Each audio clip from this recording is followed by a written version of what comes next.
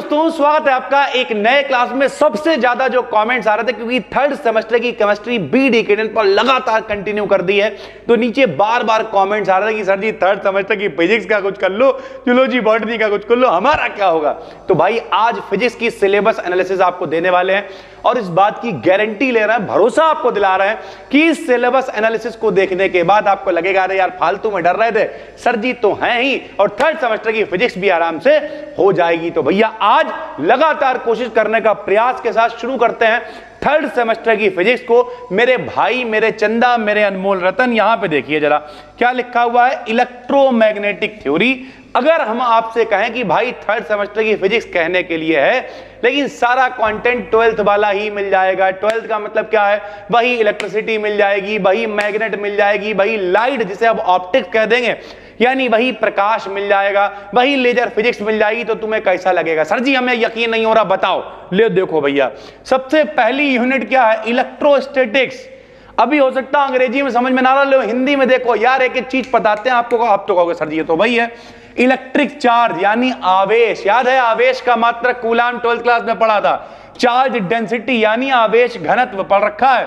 उसके बाद electric force between two charges, दो आवेशों के बीच लगने वाला बल कौन सा नियम है, कूलाम का नियम है। आवेशों के बीच लगने वाला बल उनके गुणनफल के समानुपाती, बीच की दूरी के वर्ग के व्युत्क्रमानुपाती होता है। समानुपाती हटाते थे 1/4 पाई एप्सिलॉन 0 लगाते थे, यही तो कूलाम का नियम होता था मेरे भाई।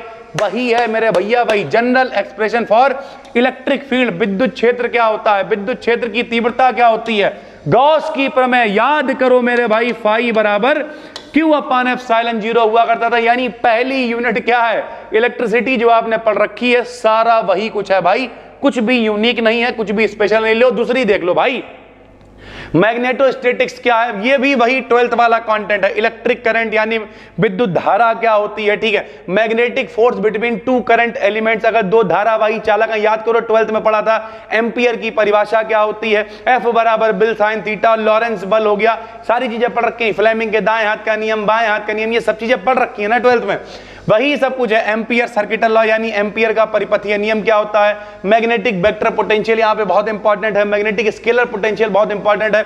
यानी ओवरऑल डरना बिल्कुल भी नहीं है, ये सारी वही चीजें हैं जो आपने पढ़ रखी हैं भाई 12th क्लास में। उसके बाद टाइम वेरिंग इलेक्ट्रोमैग्नेटिक फील्ड्स, ये भी वही है। ये देखो फैराडे के नियम पढ़ रखे हैं, लेंज का नियम आपने पढ़ रखा है, विस्थापन धारा यानी डिस्प्लेसमेंट करंट आपने पढ़ रखी है, मैक्सवेल एम्पियर का जो सर्किटल लॉ है आपने पढ़ रखा है, मैक्सवेल की इक्वेशनें आपने पढ़ रखी हैं।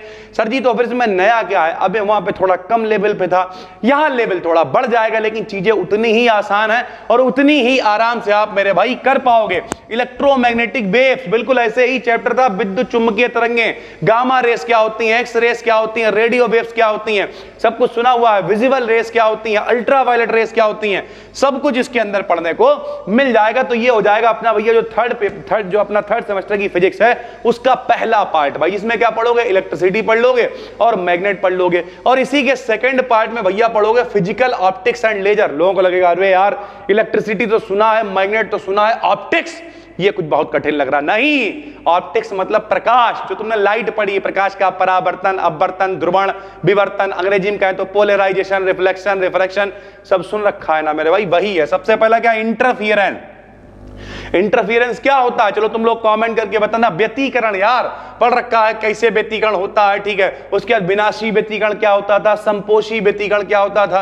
व्यतिकरण क्या होता था, दो तरंगें आती थी, मिलके कुछ नया बना लेती थी यार, या तो तीव्रता बढ़ जाती थी तो संपोषी व्यतिकरण, या तो तीव्रता घट जाती थी तो विनाशी व्यतिकरण, वही तो है ना मेरे भाई इंटरफियरेंस। उसमें न्यूटन्स रिंग, उसके अलावा इंटरफेरोमीटर जिससे इंटरफियरेंस को नापेंगे उसे इंटरफेरोमीटर कहेंगे, Michelson interferometer, February Perot interferometer, most important. और ये सब हमने पहले से भी पढ़ा रखा, अगर आप YouTube पर सर्च करोगे, कुछ भी आप सर्च करोगे माइकलसन इंटरफेरोमीटर बी डिकेडियन, अपनी वीडियो आ जाएगी। फेबरी पेरोट इंटरफेरोमीटर बी डिकेडियन, अपनी वीडियो आ जाएगी। और इससे सरल नहीं होगी, इतनी सरल लैंग्वेज में सारी चीजें बताई हुई। लेकिन अब दोबारा से सारी चीजें सिस्टम से पढ़ाने वाले हैं, तो बिल्कुल भी टेंशन लेने की जरूरत नहीं है।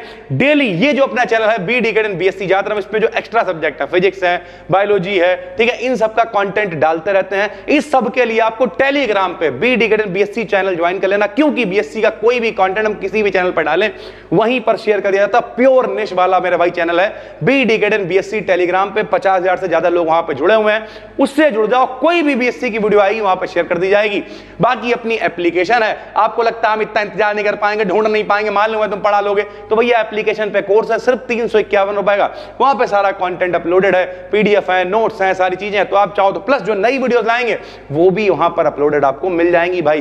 तो इसका मतलब ये है काम बहुत आसान है, बस या तो एप्लीकेशन अगर थोड़ा सा बजट है तो एप्लीकेशन पे, वरना यहां डेली इस चैनल को सब्सक्राइब करो, डेली यहां पर आपसे मुलाकात करेंगे भाई, ठीक है। इंटरफेरेंस के बाद डिफ्रैक्शन, विवर्तन, भैया विवर्तन सुना होगा, किसी नुकीले किनारे पे प्रकाश टकराता है, थोड़ा सा मुड़ जाता है, विवर्तन कहलाता है, डिफ्रैक्शन कहलाता है। उसमें आपने बहुत सारा पढ़ रखा था, विभेदन क्षमता क्या होती है, विभेदन सीमा क्या होती है, फ्रिंज चौड़ाई आपने पढ़ रखी थी, याद है, वो सब यहां पे देखने को मिलेगा। पोलराइजेशन का मतलब ध्रुवण होता है, ध्रुवण समझते हो भैया, बस वसों के अंदर बैठे होते हो, धूप आ तो रही होती, थोड़ी आती है धूप। क्यों थोड़ी धूप आती है? क्योंकि उनमें पोलराइजर लगा होता है भैया, चश्मों में पोलराइजर लग के आ रहा है, कैमरों में पोलराइजर लग के आ रहा है, जो प्रकाश की इंटेंसिटी को कम कर देता है, वही प्रकाश आगे जाता है जो एक्सिस के पैरेलल होता है। ये सब बताएंगे भाई पोलराइजेशन में, ब्रूस्टर का नियम, ये सारी चीजें आपको पढ़ने को मिलेंगी भाई, ठीक है। आखिरी में लेजर क्या होता है, हीलियम नियॉन लेजर और रूबी लेजर, दो लेजर मोस्ट वांटेड है भाई, ठीक है, पेपर में। हीलियम नियॉन लेजर कई बार लॉन्ग में आता है, रूबी लेजर थोड़ा पुराना है लेकिन वो भी पेपर में आ जाता है। इसके अलावा इसमें आइंस्टीन कोफिशिएंट्स हैं, लेजर के उपयोग हैं, यानी ओवरऑल बात करें तो ये बहुत इंपॉर्टेंट चीजें हैं। और अगर सबकी बात करें भैया, तुम्हें लग रहा होगा कि यार बहुत सारा कोर्स है, कुछ नहीं है। एक भैया गॉस वाली जो थ्योरम है वो हम लोगों को पढ़नी पड़ेगी भैया, ठीक है। गॉस की जो प्रमेय है क्या है, फाई बराबर क्यू अपान एप्सिलॉन 0। मैक्सवेल जो सर्किट लॉ है वो पढ़ना पड़ेगा भैया, ठीक है। एम्पियर वाला जो परिपथीय नियम है वो आपको पढ़ना पड़ेगा, ठीक है। उसके अलावा कुछ वेव के बारे में पढ़ लेंगे, यहां आ जाएंगे इंटरफेरेंस के बाद, इसमें न्यूटन्स रिंग इंपॉर्टेंट हो गया। न्यूटन रिंग के बाद इंटरफेरोमीटर है, माइकलसन इंटरफेरोमीटर है, फेबरी पेरॉट इंटरफेरोमीटर है, ये सब पढ़ने को मिल जाएगा। डिफ्रैक्शन में आ जाओगे तो जोन प्लेट और ग्रेटिंग बहुत इंपॉर्टेंट है। पोलराइजेशन में निकोल प्रिज्म इंपॉर्टेंट है, ब्रूस्टर का नियम इंपॉर्टेंट है, ये सब पढ़ने को मिलेगा। फ्रेनेल्स बाई प्रिज्म क्या होता है ये सब, और लेजर में helium neon laser, ruby laser, और सरल भाषा में तीसरा भी क्या बताया हमने, आइंस्टीन कोफिशिएंट। ये तीन पढ़ लेते तो तीन में से हो सकता है दो फंस जाए भैया, कई बार लॉन्ग में दो आ जाते हैं। न्यूटन्स रिंग तो आता ही, वो तो अलग टॉपिक है, लेकिन यहां की हम तीन बात कर रहे हैं, आइंस्टीन कोफिशिएंट्स, ठीक है, रूबी लेजर और हीलियम नियॉन लेजर, यानी ओवरऑल और ज्यादातर चीजें हमने पढ़ा रखी हैं। तो अगर आपका पेपर जल्दी भी है तो जो पुरानी प्लेलिस्ट है सर्च करो, आ जाएगी, उसे देख डालो, वरना इस चैनल पर डेली नई वीडियोस लेके आ रहे हैं, इसे देखना स्टार्ट करो। और जल्दी है तो भैया एप्लीकेशन पे कोर्स भी अवेलेबल, उसका भी लिंक डिस्क्रिप्शन में दे देंगे, नई प्लेलिस्ट बना देंगे, मन लगा के पढ़ोगे तो मिल के मौज काट देंगे, इस बात की गारंटी है। फिर मिलते हैं, तब तक के लिए धन्यवाद, थैंक यू।